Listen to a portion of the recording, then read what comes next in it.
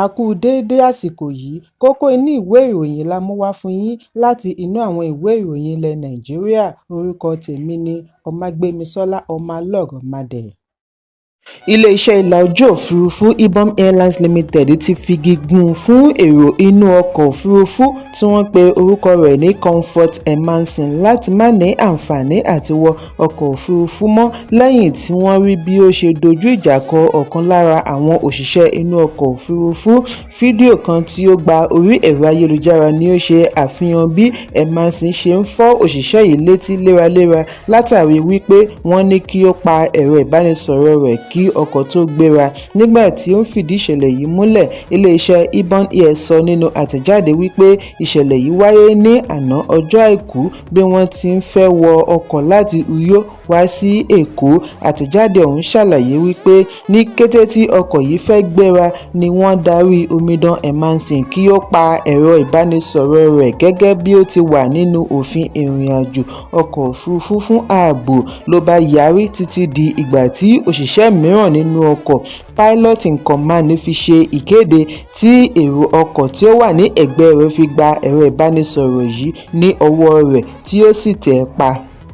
Ìgbésẹ̀ yìí ló bí Emansin nínú, ṣùgbọ́n wọ́n rí ọ̀rọ̀ náà yanjú, wọ́n sì tẹkọ̀ létí pẹ̀lú ìrìnàjò wọn. Bí wọ́n ti dé Èkó ni Emansin dúró kí gbogbo èrò sọ̀kalẹ̀ kí ó tó wá fi ààbọ̀ sórí òṣìṣẹ́ inú ọkọ̀ tí ó kọ́kọ́ wí fún un kí ó pa ẹ̀rọ ìbánisọ̀rọ̀ rẹ̀. Ó rìn lọ bá a níbi tí ó wà, tẹ̀ ẹ́ mọ́lẹ̀, fa irun mọ́ ọ lórí, yọ ìgò ojú rẹ̀ sílẹ̀, bí ó ti yọ bàtà lẹ́sẹ̀ fi nà án. Fún ọ̀pọ̀lọpọ̀ ìgbà ni ó fi ń nà án.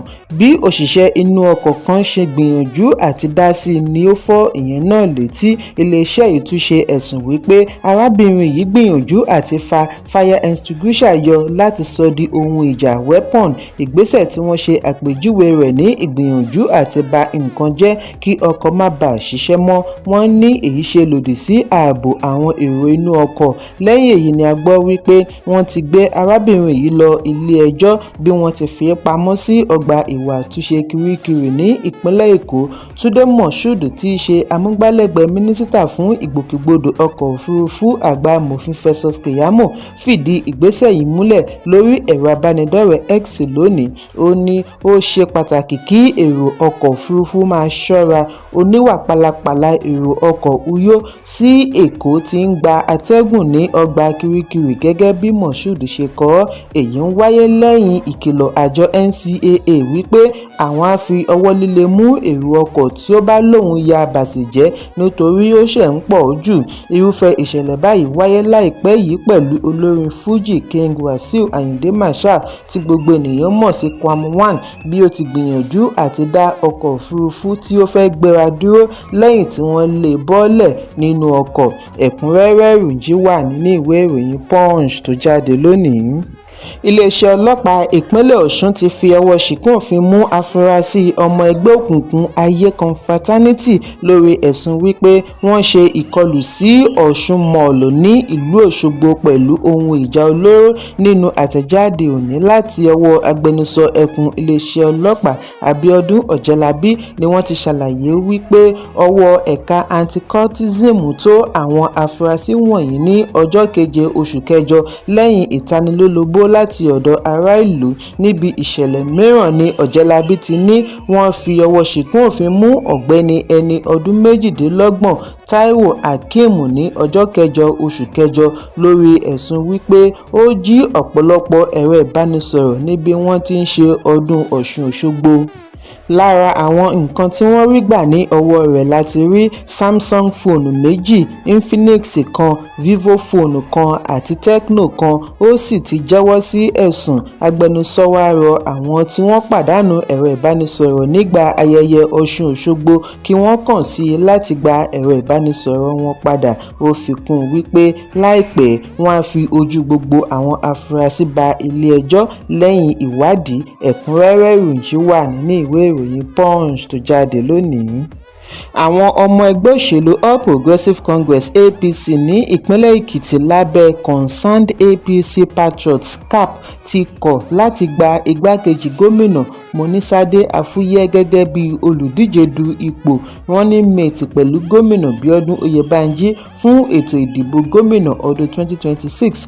Àfihàn yìí wáyé nínú àtẹ̀jáde tí alákòóso Joshua Adémọ́lá bu ọwọ́ lù lónìí tí ó tó akọ̀ròyìn lọ́wọ́ ní Adó-Èkìtì.